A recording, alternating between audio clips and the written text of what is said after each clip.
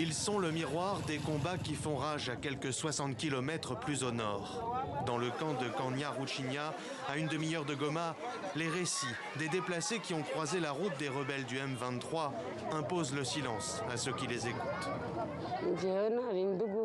J'étais en train de fuir la guerre, mais en arrivant à Kibaya, j'ai rencontré 3 hommes armés. Ils m'ont dit de coucher avec eux, que sinon ils m'auraient tué. J'ai essayé d'appeler à l'aide, mais ils m'ont violée. Je ne sais pas si j'ai attrapé une maladie ou pas. Les M23 sont arrivés. Ils m'ont emmené dans la brousse et m'ont violée. J'étais sans défense. Après, à l'hôpital, quand on a commencé à me soigner, le M23 a attaqué les soldats congolais. Et tout le monde a fui. Et je me suis retrouvée ici. La honte et la peur d'être rejetées par leur famille obligent ces femmes victimes de viol à garder l'anonymat.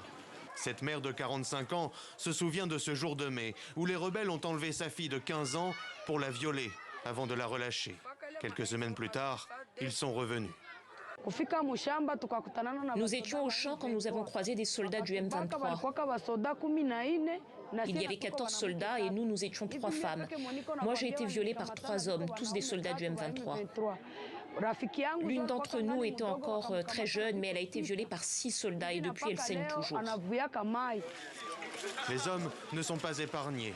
Malgré une opération chirurgicale dans l'unité de la Croix-Rouge à Goma, Augustin, 32 ans, boite et souffre toujours de la balle reçue en août dernier alors qu'il rentrait chez lui.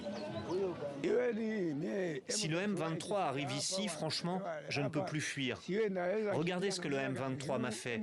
Une balle dans la jambe. Ils sont capables de tuer même un enfant. Ils sont sans pitié. Ils s'en foutent de la vie des civils. Ces récits d'exactions contre des civils et leurs séquelles physiques sont documentés par les médecins et les bénévoles qui viennent ici en aide aux déplacés.